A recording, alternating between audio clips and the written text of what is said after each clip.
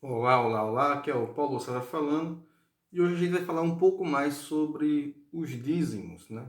Que impacto teriam esses valores, esse dinheiro, se você não dizimasse? Será que isso resultaria em alguma coisa importante na sua vida? Vamos levar em consideração o seguinte: imagine alguém que pensasse que nos últimos 30 anos, ao invés de pegar 10% do seu salário e contribuir com a igreja, ele pegasse esse mesmo valor e colocasse em uma conta, né, em algum tipo de aplicação, será que isso seria muito relevante para os dias de hoje na vida dele? Se a gente fizer um cálculo simples, usando qualquer GPT da vida, que foi o que eu fiz, a gente veria que nos últimos 30 anos o valor médio do salário mínimo seria de cerca de R$ 80.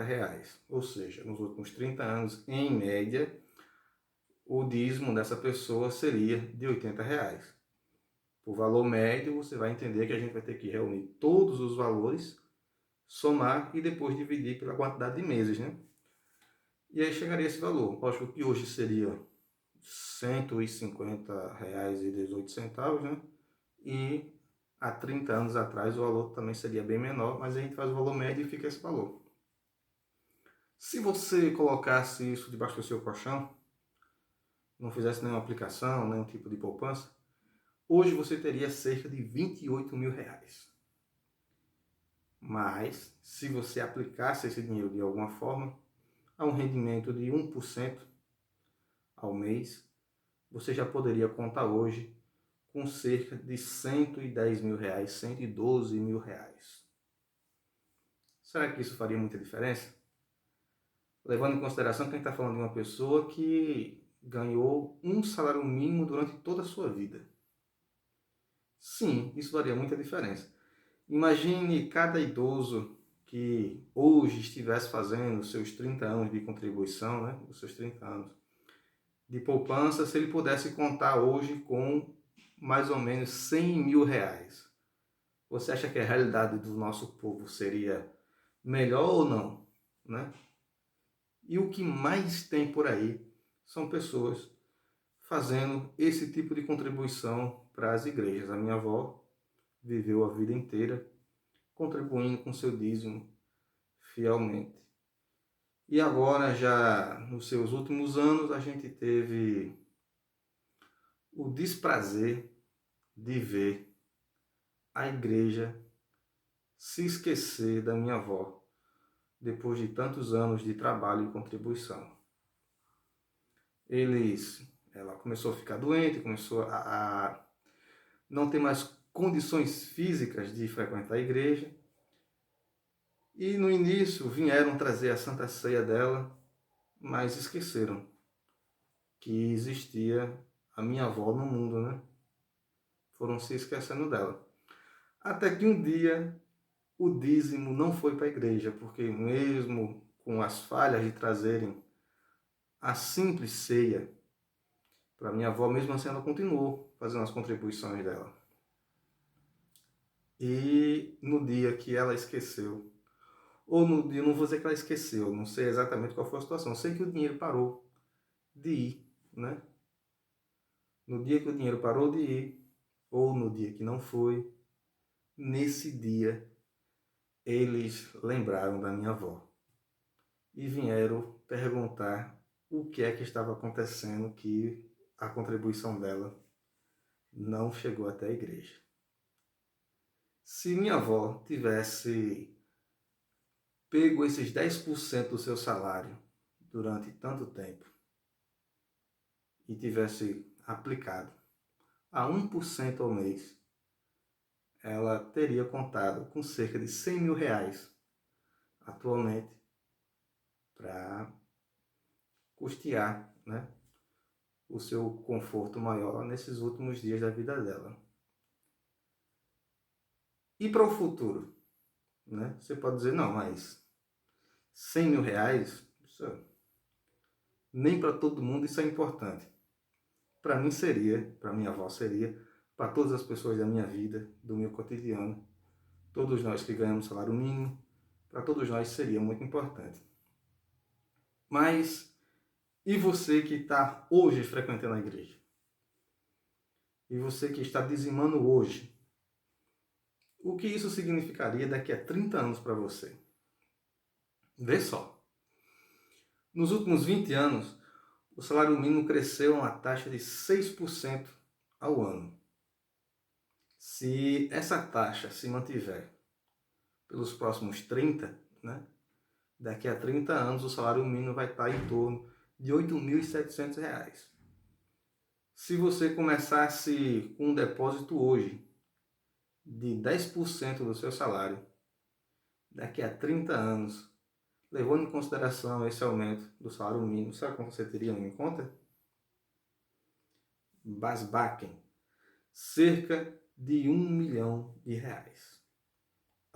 Em um mundo onde o salário mínimo seria R$ 8.700, você teria uma poupança. Né? A poupança é 0,5%. Você teria uma poupança de R$ 1 milhão. Não é pouca coisa, né? Tanto não é pouca coisa que a igreja nunca vai abrir mão dessa contribuição. Mesmo sabendo que não é bíblico, mesmo sabendo que não é nem justo, eles nunca vão abrir mão disso. E isso não é em nome de conforto para a igreja, isso não é em nome de obra social, nem nada disso. Isso é em nome de enriquecimento. Né? Você pode lembrar de pastores que não são ricos, mas você não vai conseguir me mostrar uma instituição religiosa, tradicional, que os seus líderes não sejam podres de ricos. Nos últimos dias aí saiu informações sobre o bispo Edir Macedo e a denúncia foi que unicamente a Igreja Universal, ela quer fazer jus ao seu nome e quer ser de fato universal, né? Quer estar em todos os países. Só no país de Angola, ao ano, está se identificando uma arrecadação desviada, um lucro. Isso é dinheiro que sai de Angola, não é o dinheiro que a igreja arrecada, é o dinheiro que sai de Angola. 120 milhões de reais. Isso um único país. E cá entre nós, um país pequeno e pobre. Então a gente não tem a mínima noção de quanto entra na conta desse povo, né? Aí você fala, não, mas isso é uma igreja moderna, neopentecostal e que visa muito dinheiro, né? Essas coisas todas. Mas os outros não ficam muito atrás. Né? Como eu estou dizendo, me mostre uma instituição de uma igreja tradicional que a sua liderança não seja podre de rico. Não existe, você não vai encontrar. O que nós encontramos são pastores de bairro, que são quase assalariados. Os pastores menores ainda, né, pastores de congregações, alguns chegam a tirar do próprio bolso para poder manter aquela coisa funcionando. Mas enquanto tem esses pastores tirando do próprio bolso para manter a coisa funcionando, a hierarquia, à medida que vai crescendo, também crescem os salários. Ao ponto de você ter milionários, né? Quando você chega nos pontos mais altos. Um cara que nem é Edir Macedo, ele não é mais milionário, ele é bilionário. É mais que bilionário. O cara tem mais do que 1 bilhão na conta. E eis a nossa questão, né? Só que a igreja ela conta com uma fonte muito fiel de contribuição, né? Quanto mais velho é o crente, mais difícil é dele parar de dizimar.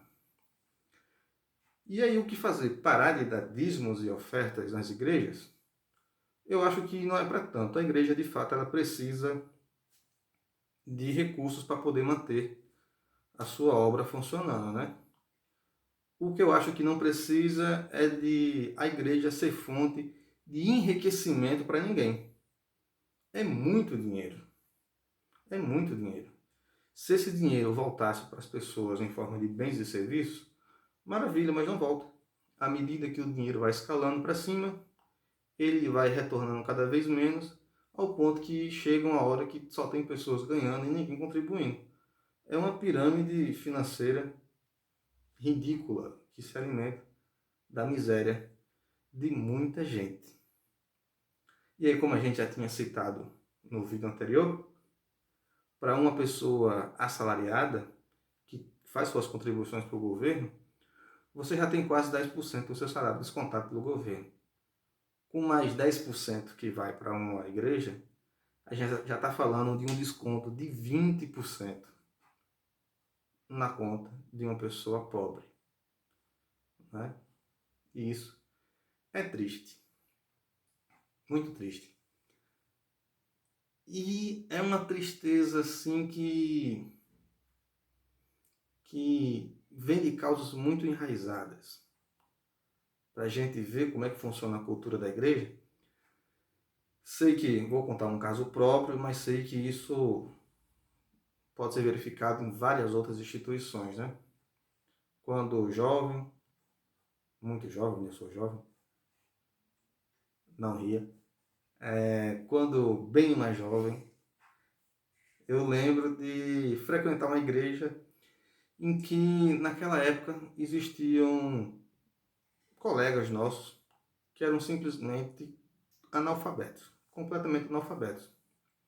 E no nosso cotidiano lá, havia um pastor, né, o pastor da nossa época, da nossa mocidade, e ele desencorajava a gente de estudar.